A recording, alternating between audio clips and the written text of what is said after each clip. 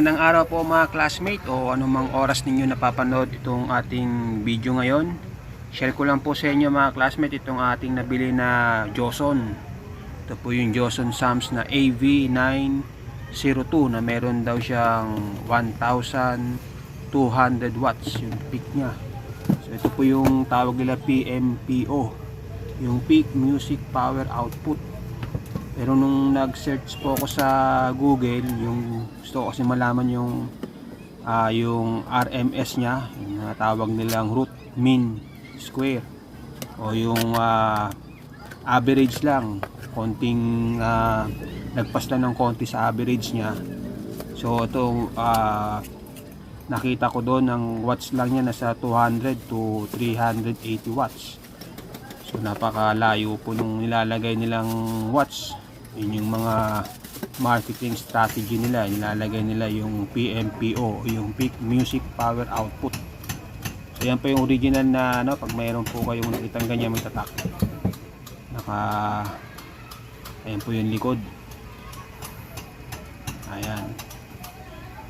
Sa ibabaw niya po pagka may nakabakat yung kanyang, hindi sticker po, yung kanyang brand name. So original po siya. Sa concert ganun din po. So mamaya itatry po natin siya para makita ito kasama sa box yung manual, kasi po yung kanyang sticker na I love Joson.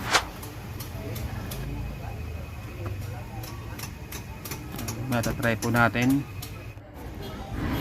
Meron na pala itong FM, meron ding AUX, siyempre, merong Bluetooth, at pwede natin lagyan ng SD card at flash drive.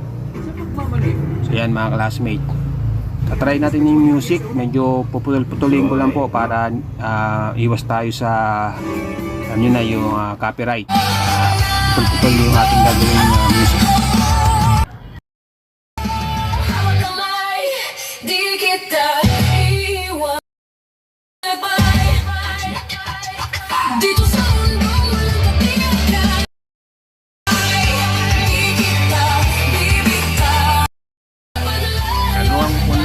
Mga classmate, after ng mga ilang buwan, siguro mga almost 1 year or 8 months, nagawa tayo ng review nito kung kamusta na yung ating Joson. Kaya sana po nakasubscribe na po kayo at naklik nyo na notification bell para updated po kayo sa mga next video natin. Thank you. Salamat po sa Diyos. Ang taong nagigipit, sa patalim kumakapit. Like and subscribe. Don't forget that. Bye-bye.